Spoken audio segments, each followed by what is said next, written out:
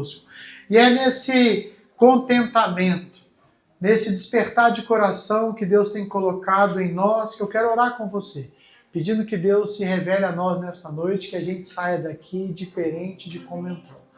Esta palavra nesta noite tem uma parte dela que é muito fácil de se compreender, mas tem outra parte que nós precisamos da revelação de Deus para que a gente viva essa realidade. Eu preciso orar contigo para que Deus se revele nesta noite, para que a gente possa viver esta palavra impactante. Feche os seus olhos e eu quero orar contigo mais uma vez. Deus, estamos diante da tua palavra. Eu estou aqui como um canal do Senhor para falar aquilo que o Senhor colocou no meu coração, mas a palavra ela é do Senhor. É o Espírito do Senhor, ó Deus, que constrange, que muda.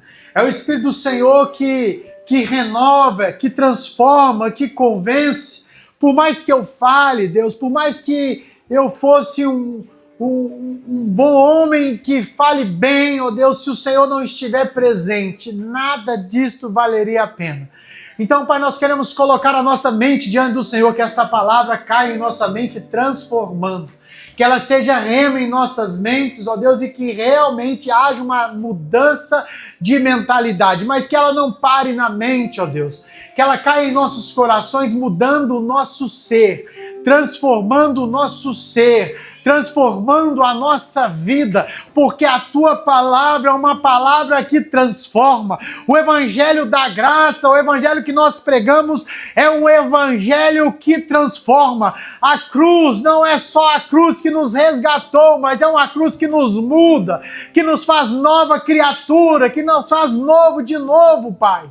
Então é por isso que nós oramos nesta noite, que haja uma revelação do Senhor sobre os teus filhos, sobre a tua casa, sobre aqueles que estão edificando morada para o Senhor, sobre aqueles que são pedras vivas na edificação de um templo, sobre o corpo de Cristo, sobre aqueles que saíram de casa para se unir nesse lugar como igreja e celebrar a morte de Cristo. Pai, que a tua presença neste lugar ela seja real.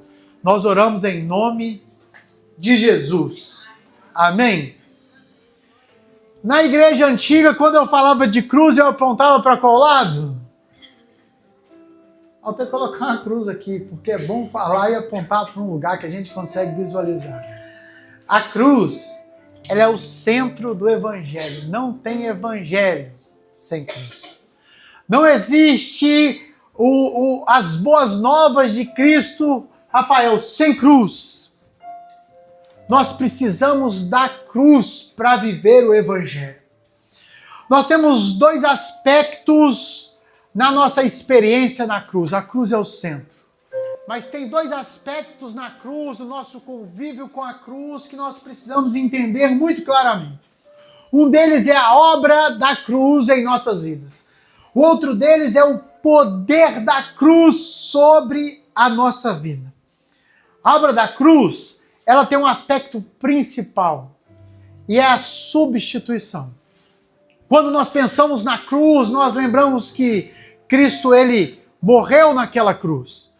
E é com muita facilidade que nós, que já temos uma vivência com o Evangelho, que já frequentamos igreja, pelo menos há 3, 4 meses, nós já ouvimos dizer isso algumas vezes, e para nós é natural entender que Cristo nos substituiu na cruz. A cruz era o nosso lugar de destino. A cruz era onde a gente deveria dar continuidade à nossa vida, quero dizer, à nossa morte. Mas o poder da cruz, a obra da cruz, ela nos substituiu ali naquele lugar. E a Bíblia diz em Romanos 5, no versículo 10, se quando éramos inimigos de Deus, fomos reconciliados com Ele mediante a morte do seu Filho, quanto mais agora, tendo sido reconciliados, seremos salvos pela vida. Nós fomos reconciliados mediante a morte do seu Filho Jesus. Ele assumiu o nosso lugar para nos reconciliar com o Pai. Em 1 Coríntios, capítulo 15, versículo 3, Paulo diz o seguinte: pois o que primeiramente lhe transmiti foi o que recebi, que Jesus Cristo morreu pelos nossos pecados segundo as Escrituras. Quer dizer que Cristo morreu pelo meu pecado. Quer dizer que Cristo morreu pelo seu pecado. Quer dizer que Cristo não morreu porque ele falhou, porque ele errou, porque ele pecou. Quer dizer que a morte de Cristo, ela não poderia acontecer se Cristo não entregasse a sua morte. Se Cristo não se entregasse à morte, porque o salário do pecado é a... Cristo pecou? Não. Consequentemente, a morte não podia pegar Jesus. Jesus não podia morrer, ele deveria viver eternamente, porque aquele que não cometeu pecado, ele viveria eternamente. Mas Cristo assumiu o meu lugar. Cristo assumiu o seu lugar ali naquela cruz. E isso para nós, muitas vezes, é fácil de entender, que Cristo assumiu o meu lugar ali na cruz. Mas a implicação desta obra, dessa substituição, que para nós já não é tão fácil de viver. Nós precisamos de revelação para viver. Quando Cristo morreu por nós naquela cruz, a Bíblia diz que ele conquistou algo por nós. Paulo diz o seguinte no capítulo 5 do livro de Romanos: tendo sido, pois, justificado pela fé, temos paz com Deus por nosso Senhor Jesus Cristo, por meio de quem obtivemos acesso pela fé a esta graça na qual estamos firmes e glorificamos na esperança da glória do Senhor.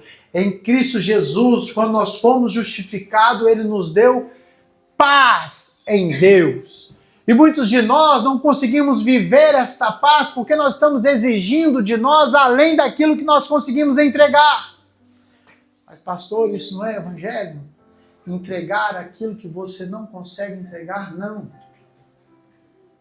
Evangelho é: Cristo te deu aquilo que você não conseguiria entregar.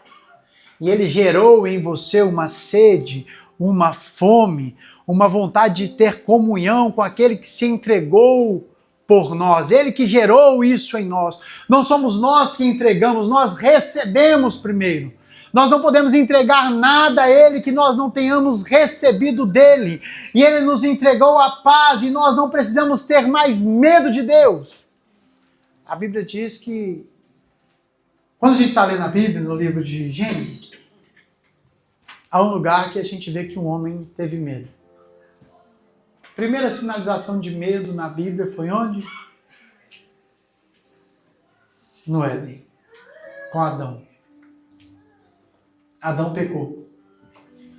E Deus foi se encontrar com ele, como era de costume. E a resposta de Adão, ela é muito simples. Eu escutei o Senhor ouvindo e tive medo. Por que foi gerado medo no coração de Adão naquele momento, se ele não tinha medo antes do pecado? O pecado, ele gera medo. O pecado, ele nos traz medo. E muitos de nós temos medo da maldição, nós temos medo de Deus, nós temos medo da praga. Se você não dizimar, vai vir praga sobre a sua casa. Se você não der tudo que você tem, você vai gastar na farmácia.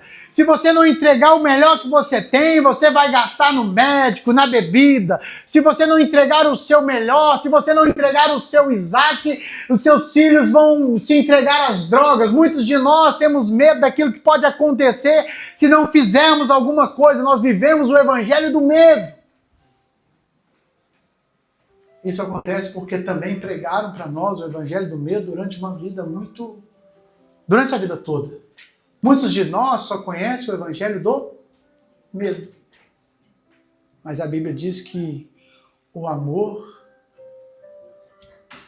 lança fora todo medo.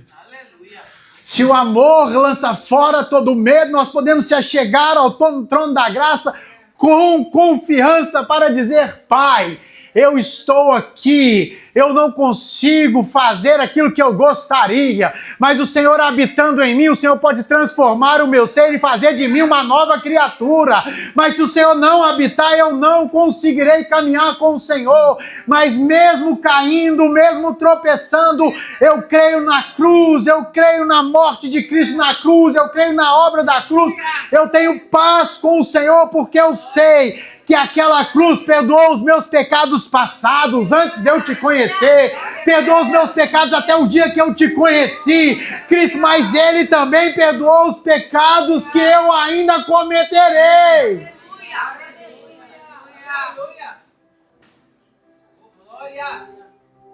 A cruz ela é tão poderosa, que o poder que ela gerou há 2000 anos atrás é o mesmo poder que ela gera em nós agora. Que o mesmo poder de atitude, de lavar, de remir há 2000 anos atrás que ela fez, que ela conseguiu, que ela conquistou, que Cristo gerou naquela cruz, Ele ainda gera na vida das pessoas que estão indo à cruz até hoje. Não é como uma pilha. À medida que o tempo vai passando, mesmo se você não usar, a bateria vai acabando. Não é como a nossa vida, porque à medida que a gente vai envelhecendo, eu não posso falar de mim, né? Porque eu já passei de 40, mas eu sinto que eu tenho 20. Eu vou falar dos meus irmãos aí, que já tem meio século. Tem uns que tem meio século por aí. Ele estava de oi baixo, até levantou o farol lá agora. Né? Mas é porque não corre com o pastor. Tinha que correr mais com o pastor de vez em quando. Mas não corre. Mas aqui, as nossas forças vão acabando, né, Mascara? A gente não é mais novinho. Né? A gente não pode ver um pé de manga e subir lá em cima para buscar uma manga. Primeiro que passou do peso. Segundo que a gente não consegue subir. Se subir, não consegue descer. Mas o poder de Cristo, Ele é linear. Ele é o todo-poderoso. O poder dele, Ele não acaba. Então Ele gerou a paz em nós. Nós não precisamos ter medo de Deus, nem quando nós erramos, porque Ele já sabia que nós erraríamos. Ele tanto sabia que o seu discípulo do amor disse o seguinte: olha, estou escrevendo isso aqui para você não pecar. Eu vejo eu conversando, por exemplo, com os meus filhos e dizendo, olha, não erra não, mas se você errar, você tem um advogado. Lá em casa é a mãe. Você tem um advogado, é a mãe. Ela vai interceder por você e no final vai dar tudo certo. Quando você está olhando para a Bíblia, de Gênesis e Apocalipse, você vê um rastro de sangue desde lá, quando Adão pecou. Ele fez uma cobertura para ele, uma saia, um vestido, uma roupa, com as árvores que tinha lá. Quando Deus viu aquilo, começou o rastro de sangue. E você vê o rastro de sangue de Gênesis e Apocalipse. Por que o sangue de Cristo tem poder para perdoar os nossos pecados? Havia um preço para ser pago. E você e eu éramos escravos no mercado de escravos. Sabe o que acontece? Estávamos como escravos no mercado de escravos, Felipe. Mas ninguém podia nos comprar porque o nosso dono não vendia. O nosso dono era o pecado, ele não nos passava para ninguém. Mas o sangue de Cristo era a única moeda de troca que poderia nos comprar, o sangue de um justo. Assim como Adão nos entregou ao pecado, assim como o primeiro Adão nos entregou ao pecado, assim como o primeiro homem nos entregou ao pecado, viria o último Adão, que nos entregaria uma vida de santidade, de liberdade, uma vida sem medo, sem guerra com Deus, de paz com Deus. E esse homem é Jesus Cristo, que mediante o seu sangue vertido ali naquela cruz, na cruz ele trata o problema do nosso pecado. O sangue de Cristo arrebenta as algemas do poder do pecado. E é isso que ele fez. Essa é a obra da cruz. Mas o sangue de Cristo, enquanto trata o pecado, o problema do pecado, o poder da cruz trata o problema do pecador. O sangue trata o problema do pecado. Mas o poder da cruz trata o problema daquele que produz pecado. Você não se tornou um pecador quando você cometeu o primeiro pecado na infância. Engano seu. E você também não se tornará santo quando você resolver não cometer mais os pecados que você comete. Apesar do que isso é só uma ilusão, que a gente não consegue fazer isso. Mas se você conseguisse sem Cristo, mesmo assim você não se tornaria santo. Porque não foi pelo seu pecado que você se tornou pecador. Foi porque Adão pecou no lugar da humanidade. E também não vai ser por causa da sua falta de pecado que você se tornará santo. Vai ser pela santidade de Cristo que nos torna santo.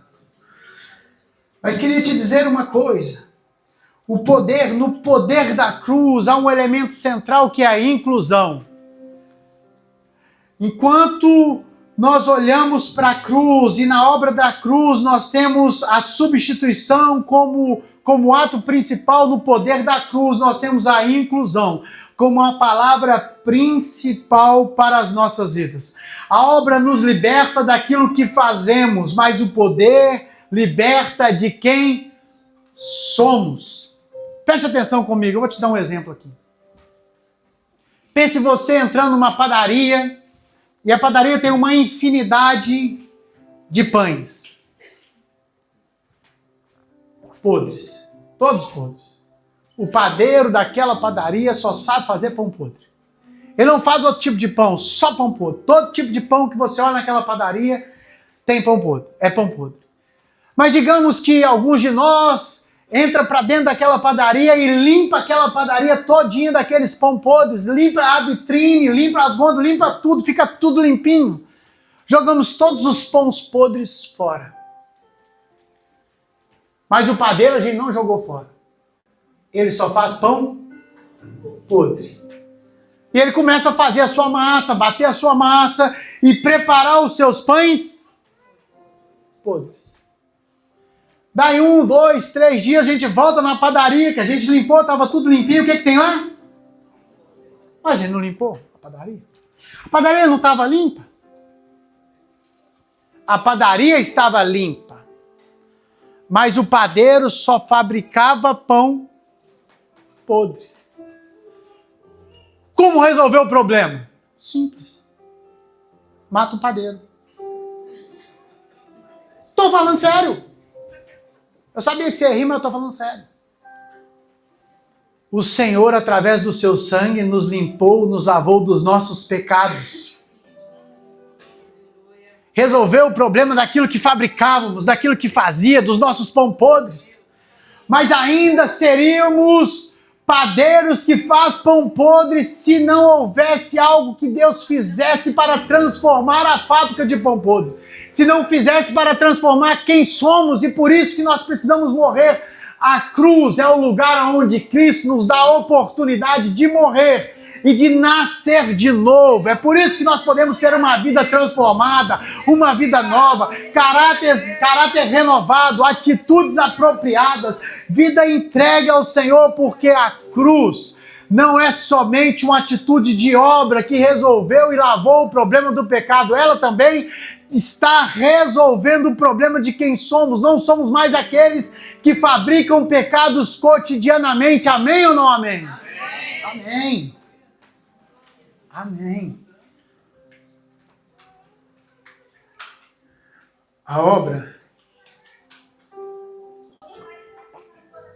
Na obra da substituição, ele morreu no seu lugar. Ele morreu no meu lugar.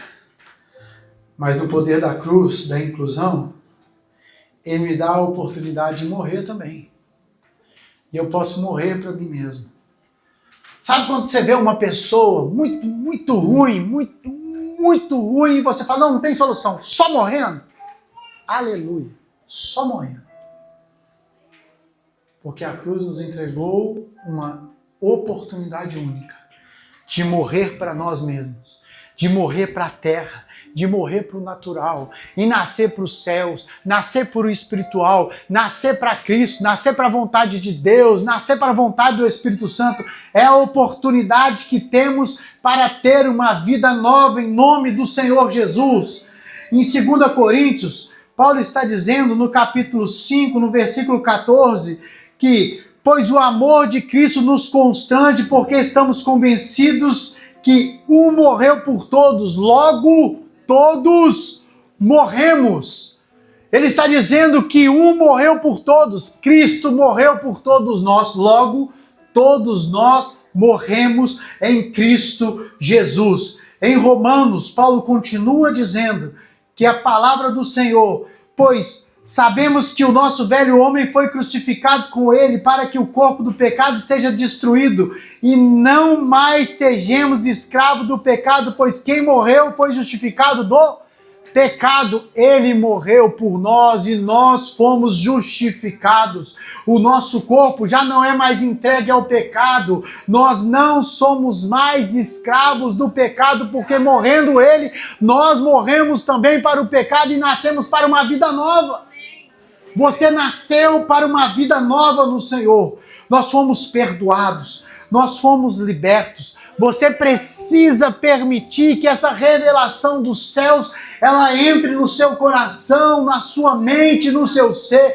Você foi perdoado, você não tem mais passado. Durante muito tempo a gente tem falado na igreja que nós somos perdoados. Você já foi, você não será perdoado por aquilo que você fará. Você já foi perdoado por aquilo que ele fez. O poder otorgado naquela cruz, o poder de Cristo naquela cruz, o sangue de Cristo naquela cruz, te perdoou de todos os pecados e você precisa dizer esta palavra, você precisa confessar esta verdade, você precisa crer nesta verdade, apesar daquilo que o mundo fala, que o diabo fala. Eu já fui perdoado e eu não tenho pecado mais. Eu não tenho mais passado. Essa mesma cruz nos torna livre. A cruz nos tornou livre. E nós nos rotulamos. É porque eu canto bonito, igual eu estava aqui, a Samara, cantando. E tudo na vida vira exemplo e motivo de pregação. Ô pastor, não pode nem conversar com você mais. Se contar piada, aí que não pode mesmo. Ela quase não fala. E a gente estava cantando parabéns para a Duda ontem. Ela me solta uma piada me zoando. Eu não sei o que é isso, que essa igreja gosta de rir de mim. Foi quando a Samara tá brincando com você, contando piada de você, cara, você tá no fundo do poço mesmo. Acabou. Acabou. Porque ela não fala nada. Quando ela fala, ela solta uma piada. Mas Samara, você não pode falar uma piada do pastor, porque afinal de contas você é um levita na casa do Senhor. Vou abrir um parênteses nessa palavra e vou ensinar os meus levitas. Vocês não são levitas. Vocês não são levitas. O sacerdócio de Deus sobre a vida de vocês é superior ao sacerdócio de Levi. Por quê? A Bíblia diz que Abraão foi abençoado por Melquisedeque. A Bíblia diz no livro de Hebreus que o maior, ele abençoa o menor. Por isso nós somos abençoados por Jesus. Por isso que nós somos abençoados por Deus. Porque o menor, ele abençoa, o maior, ele abençoa o menor. Então o nosso sacerdócio precisa ser maior do que o sacerdócio de Levi. Por quê? Porque como Abraão foi abençoado por Melquisedeque, a Bíblia diz, Hebreus 7:10, alguma coisa assim, que Levi também ofertou a Melquisedeque na pessoa de Abraão substituição. A Bíblia é uma obra de Deus de substituição. Se Levi entregou o dízimo para o maior, que é Melquisedeque, se nós somos da linhagem de um sacerdócio maior que Cristo é, da linhagem de Melquisedeque, nós somos de um sacerdócio de maior poder do que o sacerdócio de Levi. Apesar deles ter servido um certo tempo e servido muito, eles não tinham o poder e a autoridade que nós temos hoje de expulsar demônios, de levantar as mãos e abençoar pessoas, de curar pessoas. O poder está em mim? Não, está num canal. Você é um canal. Você é um sacerdote. Você tem um sacerdócio superior ao sacerdócio levítico. Por isso que você não é levita. você é aquele que Cristo encontrou, o adorando a tempo e a fora de tempo. Como aquela mulher samaritana, desesperada para adorar, sem saber o que ia adorar. Ele estava falando sobre água, sobre poço, e bebe água, e me dá água, e que você não tem água, e coisa e tal. E de repente a conversa dá uma guinada de 180 graus. Ela vira e fala, mas me conta aqui, aonde eu vou adorar? Nós estamos falando de água, mulher. Você não vem falando de adoração, o coração dela estava cheio. Jesus encontrou alguém que estava desesperadamente louco e sedento, não era por água. É pela presença de Deus, e ele usou aquela mulher naquela hora, naquele momento. Ele entrou para a sua cidade e ela pregou o que ela tinha vivido, ela anunciou o evangelho da graça, e as pessoas vieram de encontro a Jesus e receberam a salvação dele. Nós somos esses que Cristo encontrou e encontrará, adorando em tempo e a fora de tempo, no lugar e fora do lugar.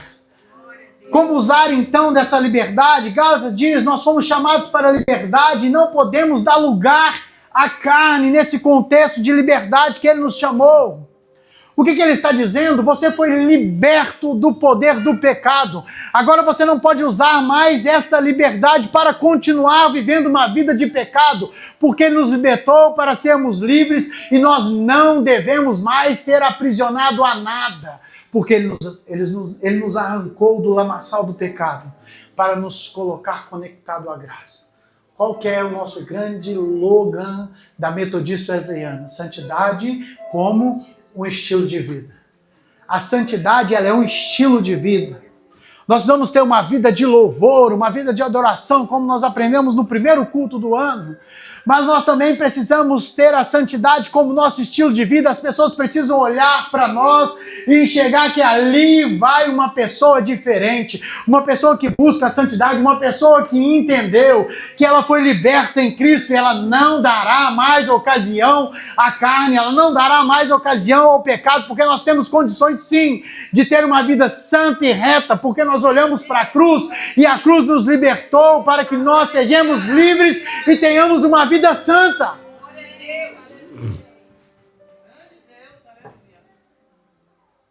Ser santo não é não pecar.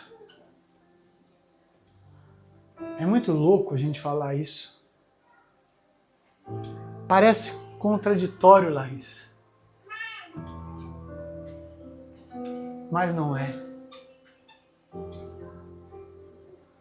Ser santo, ser limpo, não é tomar um banho por ano e pronto. É se banhar toda vez que se suja. Então ser limpo não quer dizer que nós nunca mais vamos nos sujar. Quer dizer que há uma torrente de água sobre nós para que toda vez que nos sujarmos ela nos limpa daquele pecado, porque estamos numa fase de ser transformados de glória em glória, nos revestindo do novo, nos revestindo das coisas dos céus. Nós morremos para as coisas da terra, mas nós nascemos para Cristo. Nós morremos para nós, mas nós revivemos para o Pai da eternidade. E quando você errar, Ele vai te limpar. Não tenha medo de se jogar aos pés de Jesus, porque Ele vai te receber como você está. Aplauda o Senhor, pelo amor de Deus. Glorifica a Deus, porque só Ele pode fazer coisa como essa. Só Ele tem poder para fazer isso. Só Ele pode exercer isso sobre a vida de homens como nós, que éramos pecadores, mas agora os nossos pés estão na terra, mas nós estamos vivendo nos céus. Você não vai viver no céu quando você morrer e Ele vier te puxar, vier te chamar. Você já está vivendo a sua vida nos céus, porque você já é um cidadão celeste. Então aonde você pisar, aonde você passar, aquele terreno ele é celestial. Geneve pertence ao Senhor Jesus. Nós vamos pisar nessa cidade, nós vamos andar por esses trens, nós vamos entrar nessas casas e declarar que esta cidade pertence a Jesus. ela pertence a Jesus, ela pertence aos céus. Traz água, filho, fazendo favor. Vamos ter que ver se isso aqui não cai depois, né?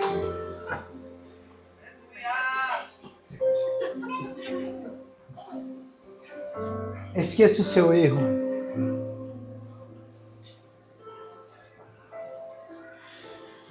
Esqueça a sua queda. Esqueça o seu tropeço. Esqueça o seu passado. Você não é maior que Deus. Ele te perdoou, se perdoe. Ele te amou, se ame. Ele declarou vida nova para sua casa, para sua família. Ele declarou um casamento novo. Ele declarou uma reconciliação sobre você nele.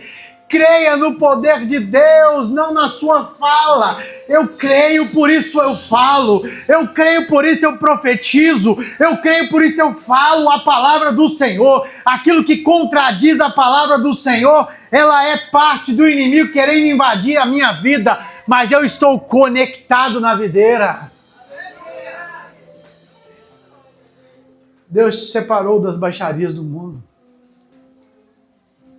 Eu tenho visto Deus transformar pessoas. Eu tenho visto pessoas apaixonadas com o mundo.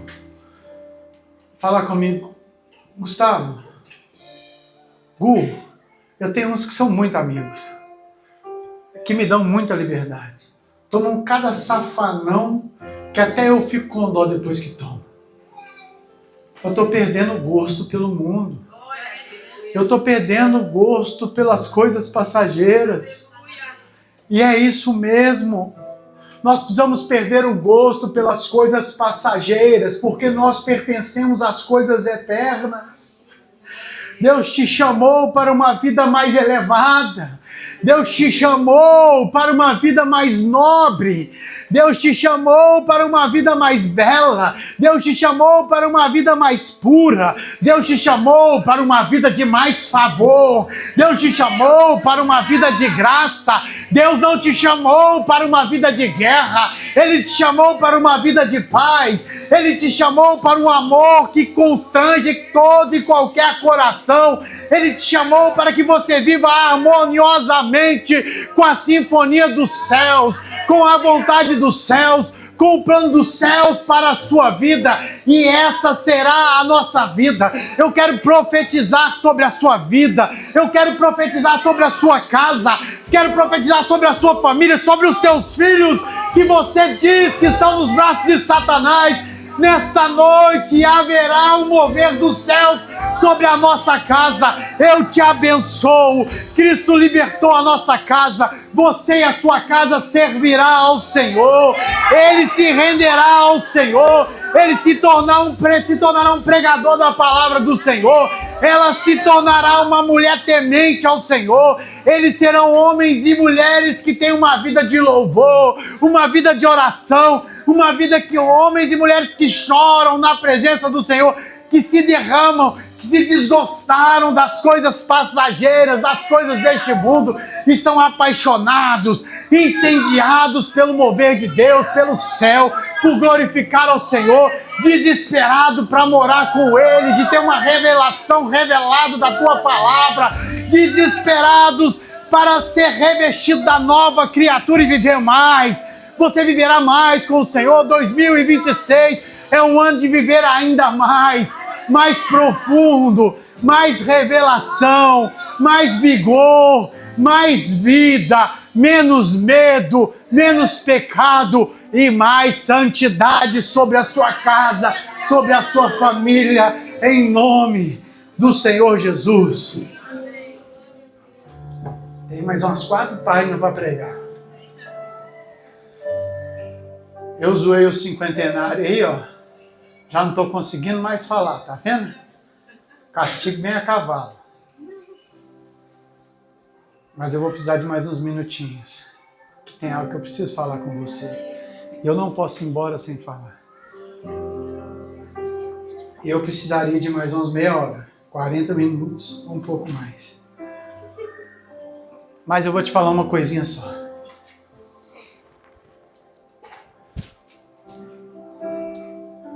Muitos de nós, quando nos convertemos, foi assim comigo. Sem ninguém falar, eu já sabia alguns pecados que eu precisava abandonar.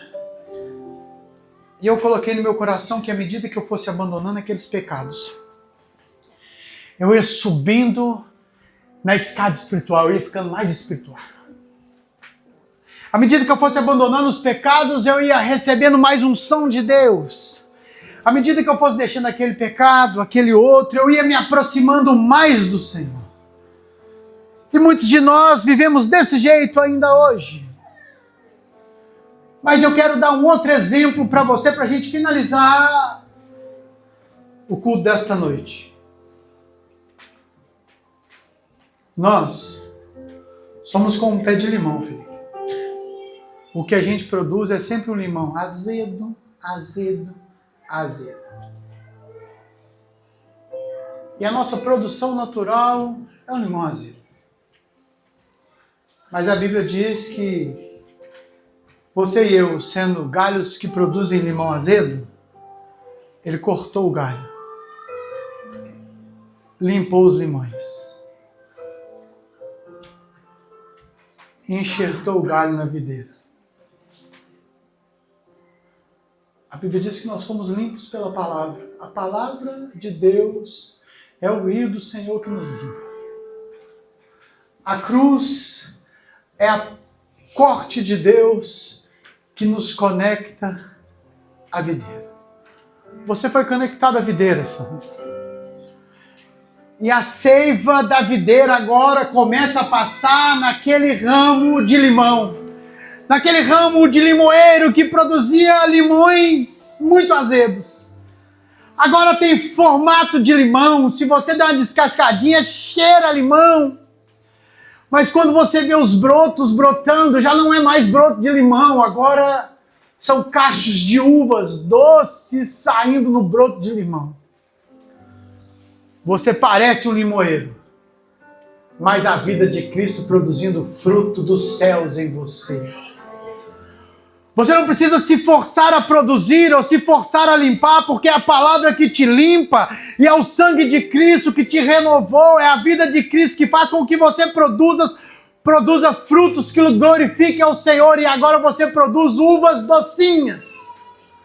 Mas por vezes nós entendemos que a gente precisa mudar um pouco mais.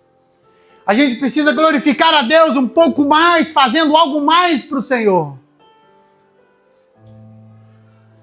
E a gente acha que se limpando mais, nós vamos merecer mais da ceia. A gente acha que produzindo mais, nós vamos merecer mais, porque eu produzo mais. O reino dos céus, Lilian, não é o reino do merecimento, é o reino da graça. Quanto mais você entende que você não merece, mas que você quer estar enxertado na videira, mais você produz. Quanto mais você glorifica a Deus, dizendo, eu tenho aparência de limoeiro, muitas vezes eu cheiro limoeiro, muitas vezes eu ainda produzo limão, mas o Senhor é tão bondoso e gracioso comigo que a vida do Senhor tem gerado frutos divinos. O fruto que o Senhor tem gerado são frutos eternos. O sangue de Cristo que tem corrido, vertido naquela cruz, tem gerado vida em mim. A vida de Cristo, o consolo de Cristo, a esperança de Cristo tem mudado os meus frutos, tem mudado a minha fala, tem mudado a minha fé, tem mudado a minha oração, tem mudado a minha expectativa em relação aos céus.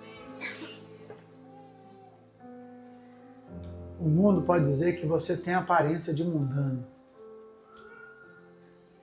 mas os seus frutos serão frutos eternos, enquanto estivermos conectados na videira. Pastor, então quando eu peco, eu sou desconectado da videira? Não. Quando você peca, você produziu um limão, mas ainda continua conectado à videira. A palavra limpa aquele limão. Se você pecar, você tem um advogado. limpa o limão, mas você continua conectado no Senhor. Não é merecimento, é graça. Você não mereceu antes, você não mereceu quando aceitou Jesus, você não merece agora que é um grande pregador, um leitor, orador, que é uma pessoa que ama Jesus, você não merece. Ele continua sendo gracioso para com a sua vida. O favor de Deus é que nos mantém vivo e conectado nele mesmo. É favor. Você pode se colocar de pé? Deus, nós queremos te louvar e te bendizer.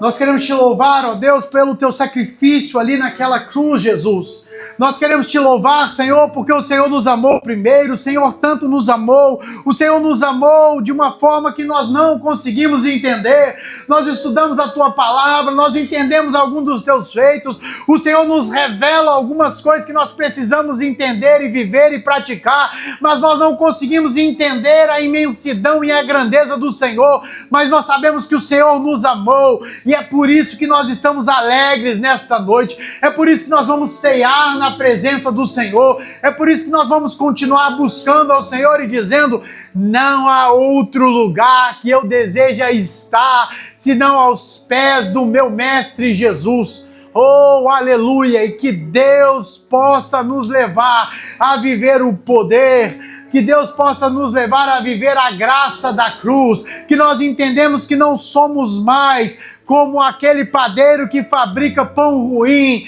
Agora nós vivemos na graça da santidade, não somos mais um ramo de limoeiro, Jesus, que produz limões azedos, somos ramos frutíferos, que estamos conectados, enxertados na videira verdadeira. A vida que vivemos não é mais a nossa, é a vida de Cristo que tem enchido os nossos corações. O fruto que nós damos não é mais os nossos frutos, não são mais frutos naturais, são frutos dos céus e frutos espirituais. Nós oramos em nome do Senhor Jesus, e você vai pegar o seu copo de suco de uva e o seu pão e vai nos esperar para que a gente possa cear juntos.